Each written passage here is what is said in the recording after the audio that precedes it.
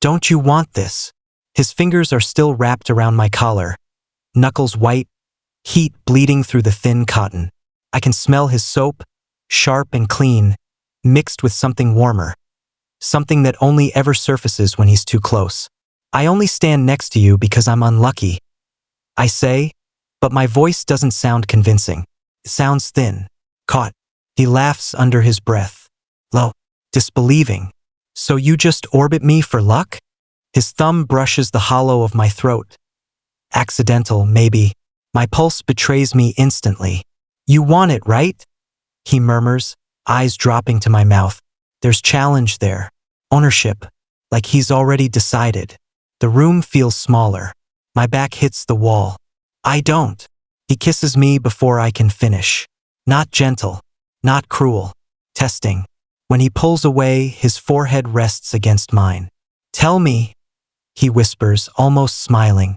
If it's just luck? Why are you shaking? Welcome to BL Without Labels, where the story isn't defined by words. Stay with the story. Support us. Chapter 1. My life is hell. My life is hell. Not the dramatic, fire and brimstone kind. No demons. No lava. Just small, daily humiliations that stack up until you start wondering if someone up there has a personal grudge. I'm James Carter. If something can go wrong, it looks at me and says, you. Yes, you'll do. This morning I woke up late because my alarm didn't ring. Why didn't it ring? Because my phone updated at 3:07 a.m. Of course it did. I ran out of the house with toothpaste still at the corner of my mouth. It started raining halfway down the street. Not heavy rain, just enough to ruin my hair and soak one sock. Only one. The other stayed dry, which is worse. The bus drove past me, not because I was late, because the driver didn't see me. I was waving, with both arms, like a distressed windmill. By the time I reached campus, I looked like I'd lost a fight with the weather and my dignity. And then, he walked past me. Charles Laurent. Dry. Calm. Perfect. The rain didn't touch him. I swear it curved around his shoulders like it respected him. Girls smiled at him. Guys nodded at him. Even the security guard straightened up. He didn't rush. He never rushes. He glanced at me once. Just once. And the weirdest thing happened. The wind stopped. Just like that. My wet sock didn't squish anymore. The headache I didn't know I had faded. He walked ahead of me toward the building, and without thinking, I followed. Not close. Not obvious. Just within range. I entered the classroom right after him. The projector, which usually flickers like it's possessed, worked perfectly. The professor didn't randomly call my name. My pen didn't explode. I sat there slowly realizing something terrifying. Nothing bad was happening. I leaned slightly to the right, closer to him. Still fine. I leaned back to my original position. My chair made a loud cracking sound and nearly collapsed. I froze. Slowly, I shifted closer again. Silence. Stable. Safe. Charles turned his head. You're invading my personal space. I'm not, I said immediately. You moved 3 times. I stretch when I'm stressed. You weren't stressed. You don't know that. He stared at me for a long second. His eyes are sharp. Not cold. Just aware. Like he notices patterns. Like he's noticed me. I forced myself to move my chair an inch away. At that exact moment, my pen rolled off the desk and hit the floor. The entire class turned to look. Charles didn't. He just raised one eyebrow. Slowly, carefully, I moved my chair back next to his. No more disasters.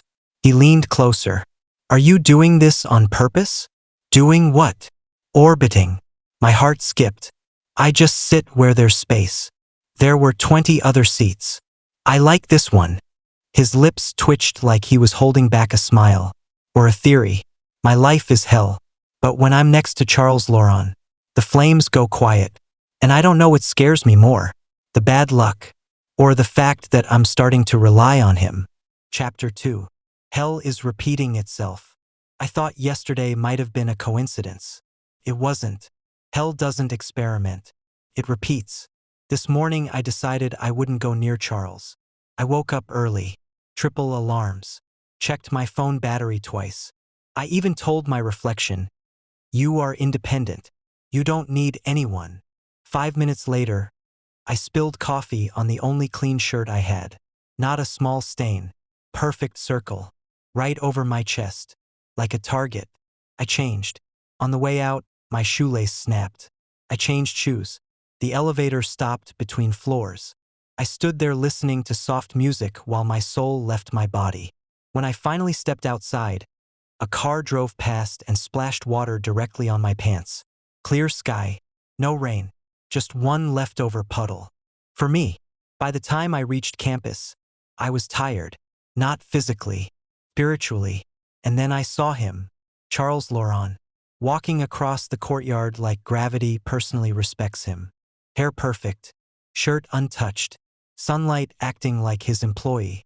I stopped. No, not today. I turned the opposite direction and walked toward another building. The automatic door didn't open. I swiped my ID. Red light. Again. Red light. I checked my phone. Campus account suspended. I stared at the screen. I hadn't done anything. I slowly turned my head. Charles was still in the courtyard, talking to someone. Calm, untouched by chaos. I took one step toward him. My phone buzzed. Account reactivated. I froze. That was not subtle. I took another step. The wind that had been aggressively attacking my hair just stopped. One more step. The tension in my shoulders eased. By the time I stood a few feet behind him, the world felt stable, balanced, normal. He turned his head slowly. "You came back. I wasn't gone. You walked the other way. I changed my mind." He dismissed the person he was talking to without even looking at them. They left immediately. Now it was just us. "You've been running experiments," he said, straight to the point. I sighed. Yes. And I looked around. Nothing falling. Nothing malfunctioning. No public humiliation. Then I looked at him. "When I'm near you," I said honestly, "bad things don't happen." He didn't laugh. He stepped closer instead. "And when you're not near me?" I held up my broken shoelace as evidence. He glanced down. "That proves nothing. My campus account literally revived when I walked toward you." His eyebrow lifted slightly. "That's dramatic." "My life is dramatic." Silence. He studied my face carefully, like he was searching for a joke. I didn't give him one. "So," he said quietly, "what are you planning to do with this theory?" I swallowed. Then I did something new. I stepped closer. On purpose. "I'm going to rely on you." The words sounded ridiculous and honest. His gaze sharpened. "That's not how people usually phrase friendships." "I'm not asking for friendship." "Then what are you asking for?" I hesitated. "Protection? Luck? Stability?" "I just need to stand near you," I said. "That's all." He leaned in slightly, close enough that I could feel his presence like warmth. And what do I get? There it was. The condition. Hell may have made a contract with my life, but Charles Laurent negotiates his own. I met his eyes. "You tell me." Chapter 3. Terms and Conditions. "You tell me." The moment I said that, I realized I had just handed control to the worst possible person. Charles doesn't grab power loudly. He accepts it quietly. He looked at me for a long second. Not surprised. Not amused. Calculating. "You want to stand near me?" he said calmly. "Fine." That was too easy. "But," he added, adjusting his sleeve, "you don't get to disappear whenever you feel like it." I blinked. "I wasn't disappearing. You avoided me yesterday. That was science. That was suspicious." I opened my mouth to argue. Right on cue, the strap of my bag snapped. It slid off my shoulder and hit the ground. Charles glanced at it, then at me. "You weren't exaggerating." "I never exaggerate," I muttered, crouching to pick it up. The zipper split open when I touched it. My notebook spilled everywhere. A few students laughed as they walked past. I didn't even react. I just sighed and started gathering the papers. Charles crouched down too. That surprised me more than the broken zipper. He picked up a notebook and handed it to me. "How long has this been happening?" Since birth. I'm serious. So am I. He watched me carefully. I could feel it, like he was trying to see if I was lying to manipulate him. I wasn't smart enough for that. Fine, he said finally. We'll test it properly. My head snapped up. If I'm apparently your human lucky charm, I deserve evidence. That sounded dangerous and exciting. We stood up. He stepped away from me deliberately. 2 steps. 3. My stomach tightened. A guy rushing down the stairs bumped into me hard enough to knock me sideways. I almost fell. Charles caught my arm before I hit the ground. The guy who bumped me tripped on the last step and face-planted. Not me. Him. Charles looked at the scene. Then at me. Interesting, he murmured. He let go slowly. I immediately felt the difference, like static building in the air. Step closer, I said quickly. His eyebrow lifted. Commanding now? Please. He took 1 step toward me. The flickering hallway light above us stopped flickering. I stared at it. He stared at it. We both looked back at each other. Silence. You weren't joking, he said softly. I told you. He moved even closer. Now there was barely any space between us. Nothing malfunctioned. Nothing exploded. The world behaved. Students walked past us without incident. I exhaled slowly, like I'd been holding my breath all day. Charles noticed. You relax when I'm near. Yes. That's dangerous. For who? His gaze darkened slightly. For you. I frowned. Why? Because if you start depending on me, he said quietly, I get to decide how close I stand. That wasn't about luck anymore. He didn't move away. If anything, he leaned closer. Close enough that I could feel the heat from him. Let's establish rules, he continued. You stay near me. I observe. And you don't hide things from me. I'm not hiding anything. You didn't tell me about this until now. I didn't think you'd believe me. I don't, he said honestly. But the results are convincing. A beat passed. Then someone called his name from down the hall. A girl. She jogged toward us, smiling brightly. Charles, are you coming too? She stopped when she saw how close we were standing. Her eyes flicked between us. I instinctively stepped back. The hallway light flickered again. Once, twice. Charles noticed. He grabbed my wrist. The light stabilized. The girl stared. I'll talk to you later, she said awkwardly and left. Charles didn't release my wrist immediately. You stepped away, he said quietly. She was looking. And it's weird. He tilted his head slightly. Is it? I tried to pull my hand back. He didn't let go. Not tight, just firm. You said you were going to rely on me, he reminded. I am. Then don't flinch. My pulse jumped. This wasn't about luck anymore. Or maybe it was. Because right now, standing this close to him, my life felt stable. Too stable. Like hell was watching. Waiting. And Charles Laurent was starting to enjoy being the exception. Chapter 4. Aura. It happens too fast. 1 second we're arguing in the empty classroom after everyone leaves. The next, my back hits the door. Stop following me, Charles says.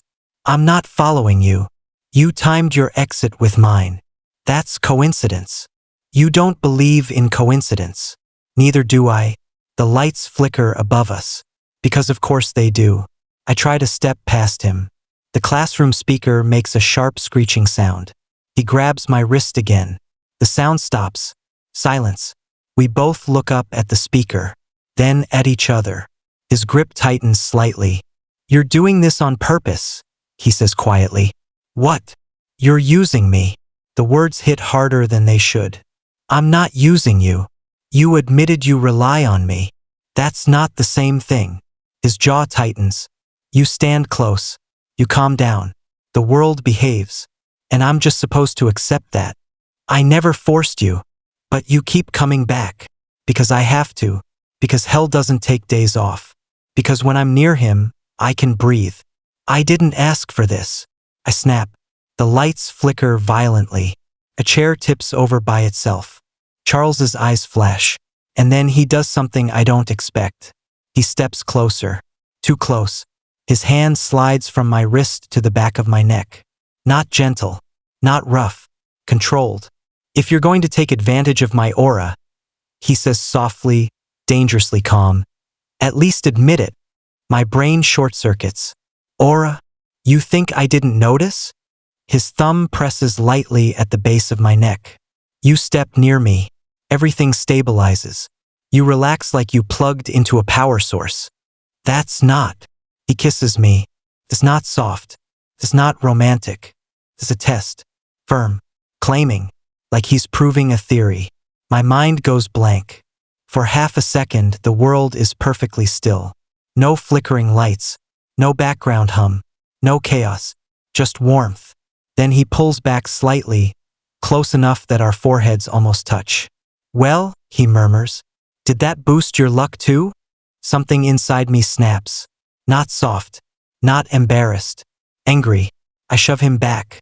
The classroom window slams shut loudly from a gust of wind that wasn't there before. I am not taking advantage of you. My voice echoes sharper than I mean it to. I didn't ask to be cursed. He studies my face. Really studies it. You didn't stop me, he says quietly. That hits worse. Because he's right. I didn't. I stare at him, breathing hard. I rely on you because everything falls apart without you. I say. Not because I want to use you. The room feels unstable again, like it's waiting to see who wins. Charles touches his own lips briefly, like he's replaying the moment. Then his gaze shifts back to me. Then what do you want, James? That's the problem. I don't know anymore. Luck? Safety? Him? The lights flicker once more. And this time, neither of us steps away. Chapter 5. Aftershock. Neither of us moves. The classroom is too quiet. The air feels heavy, like the moment right before something breaks. Charles is still standing close enough that I can feel his breath. Not rushed. Not guilty. Just steady. You didn't answer me, he says. I swallow. About what? What you want. I open my mouth. Nothing comes out. Because 5 minutes ago I would have said luck. Stability. Survival. Now my lips still remember his. And that complicates everything. I want my life to stop falling apart. I say finally. His gaze doesn't soften. And kissing you helps with that? That wasn't my idea. You didn't object. I feel heat crawl up my neck. You didn't exactly give me time. His mouth almost curves. Almost. The lights above us flicker again. A warning. I step back instinctively. A desk leg cracks loudly. We both look at it. Charles looks back at me slowly. Stay, he says. It's not loud, but it lands. I hesitate for half a second. Then I step forward again. The air steadies. The cracked desk stops creaking. Silence settles like nothing happened. His eyes darken slightly. So it reacts to distance, he murmurs. I told you. And physical contact? He asks. My stomach tightens. We don't need to test that again. He watches me carefully. Then, without warning, he takes my hand. Not dramatic. Just fingers wrapping around mine. Warm. Firm. The classroom stays perfectly calm. No flickering. No breaking. Nothing. My pulse, however, goes insane. He notices. You're shaking. I always shake. Not like this. I try to pull my hand away. He doesn't let go. Not forcefully. Just intentionally. If this is about survival, he says quietly, then why do you look more afraid now? Because this isn't just survival anymore. Because when you kissed me, something shifted. Because hell feels predictable. You don't. I'm not afraid, I lie. He steps closer. Again. Close enough that our shoulders brush. The world stays steady. But something between us isn't. You rely on me, he says. Fine. His thumb brushes lightly against my knuckles. But I won't be used. I'm not using you. Then don't treat me like a shield. That stings. Because maybe I am. He leans in slightly. If I'm going to stand this close, he continues softly, it won't just be to protect you from falling ceiling tiles. My breath catches. What does that mean? His eyes flick down to my mouth for half a second. then back up. It means, he says, voice low, controlled, if you're going to stay in my space, you stay because you choose to, not because you're scared. The lights don't flicker. The desks don't break. Hell is quiet, like it's listening. And for the first time, I'm not sure if I'm standing near Charles to survive, or because I don't want to step away. Chapter 6. Offer. I thought the kiss was the worst part. I was wrong. We're standing outside campus now. Early evening. Sky turning orange. Students everywhere. Charles looks calm. Too calm. I've decided something, he says. That sentence alone makes me nervous. You're terrifying when you say it like that. He ignores that.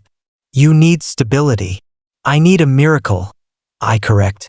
You need me, he says simply. I don't argue. That's the dangerous part.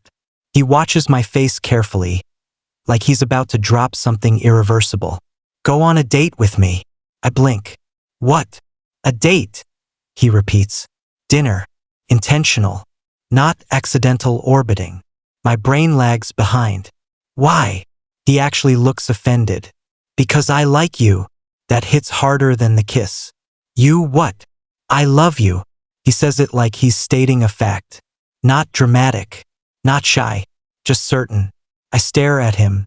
You kissed me 5 minutes ago because you thought I was using your aura. And I was wrong. That was a fast, emotional journey. He exhales softly. You don't look at me like someone using a tool, he says. You look at me like someone trying to survive a storm. That shuts me up. He steps closer. Not trapping me. Just close enough that I can feel it again. That strange balance when he's near. You can have as much luck as you want, he continues quietly. As my boyfriend. My heart trips over itself. You're negotiating a relationship like it's a contract. I prefer clear terms. Date me and receive unlimited protection sounds illegal. A faint smile touches his mouth. I'm serious, James. The world is still. No flickering lights. No collapsing signs. No dramatic thunder. Just us. If you're going to rely on me, he says, voice softer now, then do it properly. Not from a distance. Not pretending it's accidental. My chest feels tight. And if I say no, his expression doesn't change. Then I'll still stand near you, he says. But I won't pretend I don't want more. That's worse. Because that means this isn't about pity. Or power. It's choice. You love me? I repeat slowly, like testing the words. Yes. Since when? Since you kept coming back. Silence stretches between us. Part of me wants to laugh. Part of me wants to run.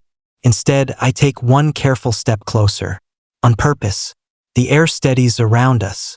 You're aware, I say carefully, that I might still just be here for the luck. He doesn't hesitate. Then I'll make sure you stay for me. My pulse spikes. That's arrogant. That's honest. He offers his hand. Not to grab. Just open. So, he says calmly, will you go on a date with me? Or do you need more scientific testing?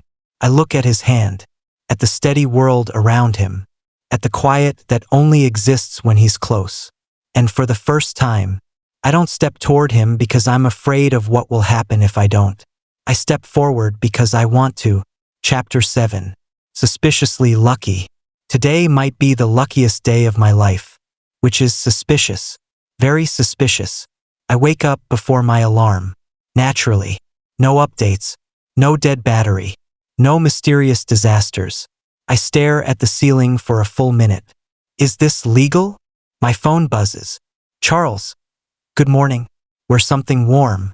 It'll be cold tonight. Cold? I check the weather. He's right.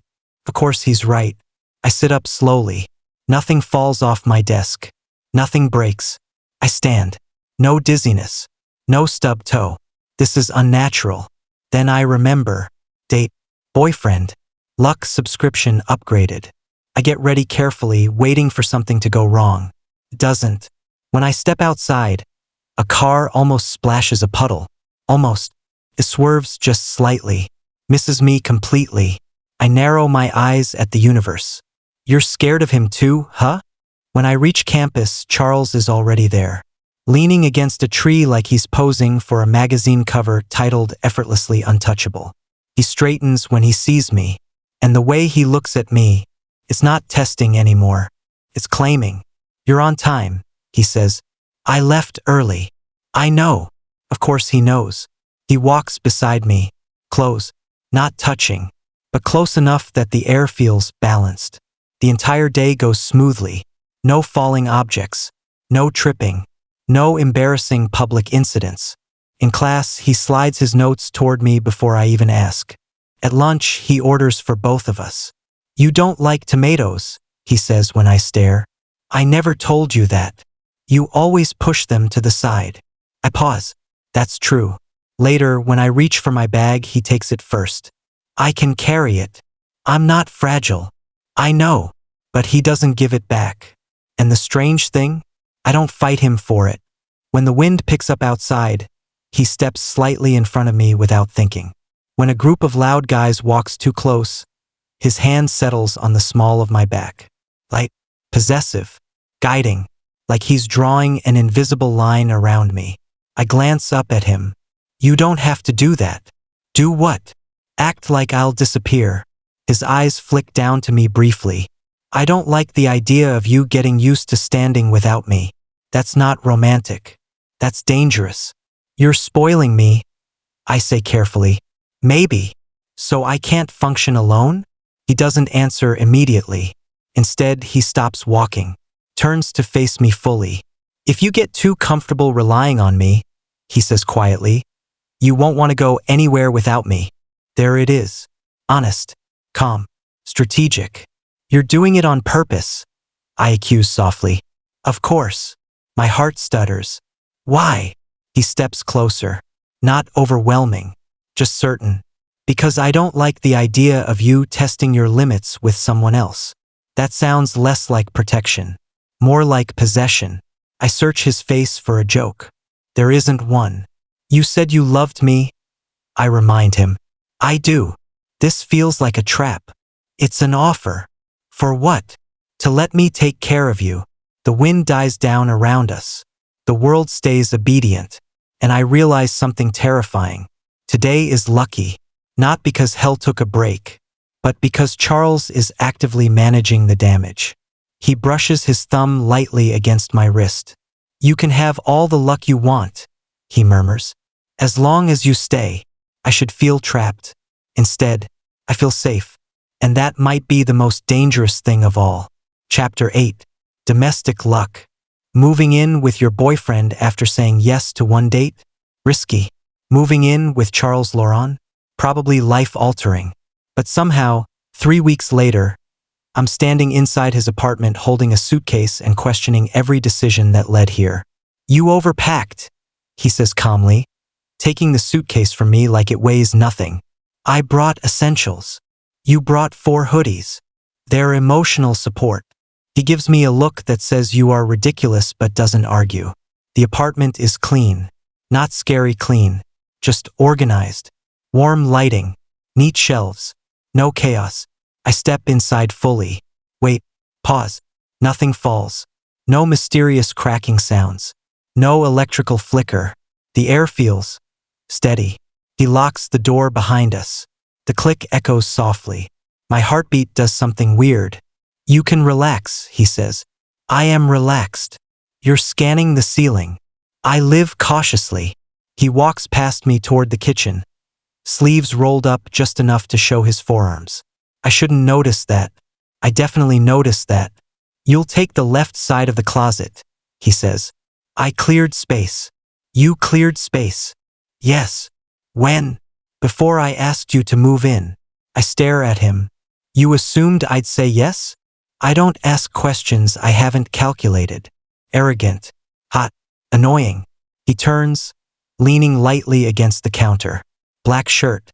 Slightly fitted. Top button open. No effort. Too much effect. Why are you looking at me like that? He asks casually. I'm not. You are. I'm assessing my survival. He smiles faintly. That intense. You're standing aggressively. I'm standing. That's the problem. He laughs under his breath. Low. It does something to my spine. We start unpacking. Every time I struggle with something, zipper stuck, shelf too high, he appears next to me without touching. Here, he says, reaching above my head to adjust the shelf. His arm brushes near my shoulder. Not touching. Close enough that I feel the heat. My face burns. You're red, he says. It's warm. It's not. He doesn't smirk. He doesn't tease. He just watches me carefully, which is worse. At dinner, he cooks. Of course he cooks. And not instant noodles. Actual food. You didn't have to, I say. I know. He places the plate in front of me. Perfect portion. Exactly what I like. How do you know I don't like mushrooms? I ask suspiciously. You separate them every time we eat out. I stare at him. You observe too much. I care. That shuts me up. Later, I sit on the couch, scrolling through my phone.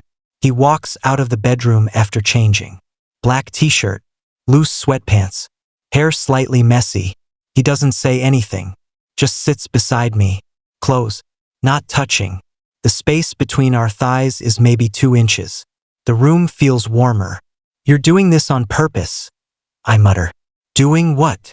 Existing like that. He tilts his head slightly. You blush easily. I do not. You're doing it again. I refuse to look at him. Big mistake. Because I can feel his gaze. Slow. Intent. You haven't had a single accident since you stepped inside, he says quietly. I freeze. He's right. Not one. Comfortable? He asks.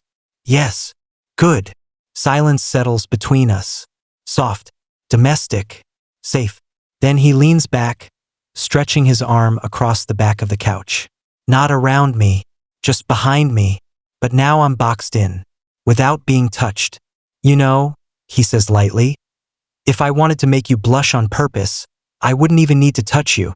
I finally glance at him. That's confident. He meets my eyes. Steady. Slow smile forming. You moved in with me, he says softly. You're already mine. My heart slams against my ribs. No flickering lights. No breaking furniture. No chaos. Just heat rising to my face. And the terrifying realization, living with him might be the luckiest decision I've ever made. Or the one that makes sure I never learn how to stand without him again. Chapter 9. Excuses. Living together changes things. Not the chaos. The space between us. It gets smaller every day. Tonight I'm standing in the kitchen, trying to reach a glass from the top shelf. I'm on my toes, concentrating. Careful, Charles says from behind me. I'm fine. The glass slips. I close my eyes, waiting for it to shatter. It doesn't. His hand catches it midair. Of course it does. He sets it down slowly. You see, he murmurs near my ear. You still need my aura. I roll my eyes. You just have good reflexes. He steps closer anyway. Too close. His chest almost against my back. You were about to break it, he says quietly. Bad luck. You're dramatic. And yet I keep saving you. I turn around to argue. Big mistake. Now we're face to face. Close enough that I have to tilt my head slightly to look at him. The air feels steady, calm, predictable. He studies my expression like he's about to prove something. You've been accident-free all week, he says. Because you're near me. I live here. Exactly. There's that tone again. Confident. Possessive. Like he already knows the outcome. So, I challenge. So, he says softly, maybe you need reinforcement. Reinforcement for what? Before I can step back, he cups my jaw lightly. Not forceful, but deliberate. For luck, he whispers, and he kisses me. The slower this time. Intentional. Like he's testing whether the world reacts. It doesn't. Everything stays quiet. Stable. When he pulls back slightly, he's watching my face for the usual reaction. Blushing. Speechless. Shaky. Instead, I grab the front of his shirt and pull him back down. He freezes for half a second.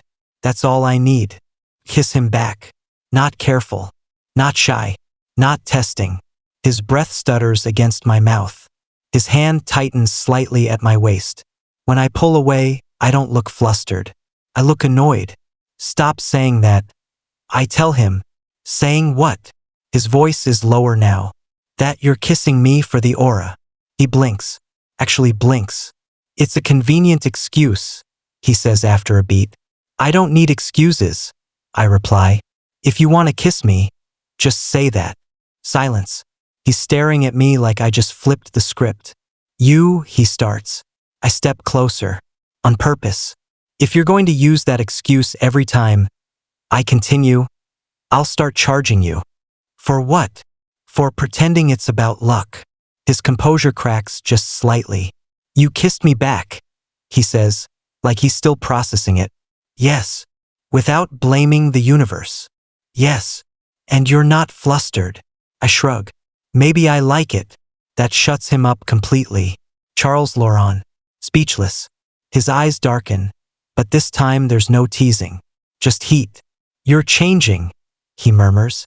Maybe I got lucky. He exhales slowly, then leans his forehead against mine. No, he says quietly.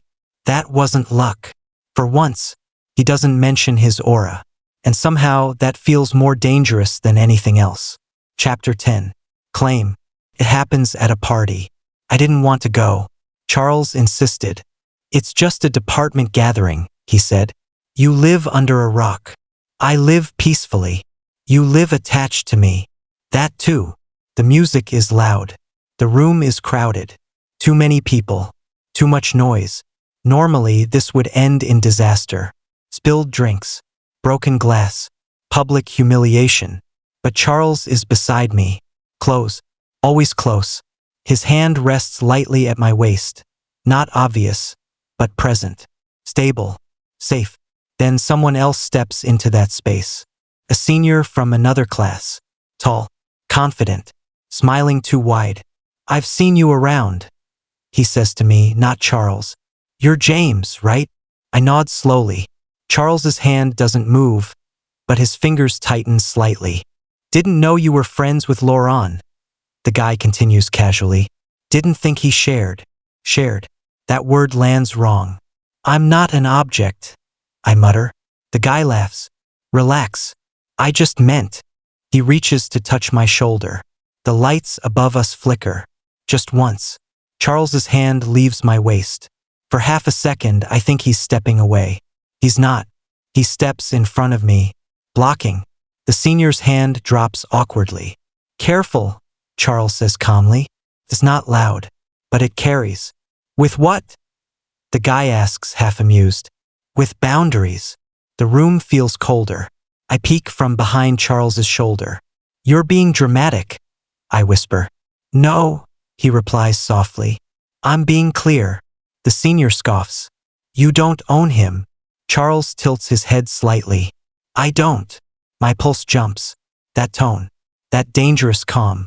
He turns just enough to glance at me. Not asking permission. Not apologizing. Just checking. I step closer to him. On purpose. My hand grips the back of his shirt. I'm not going anywhere, I say quietly. The lights stop flickering. The air steadies. The senior looks between us, uncomfortable now. Whatever, he mutters before walking off.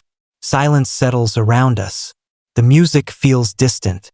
Charles turns fully toward me. His expression isn't playful. It's intense. You didn't step away, he says. I didn't want to. He was flirting. I noticed. And I look up at him. And I didn't like it. Something shifts in his eyes. Not anger. Something darker.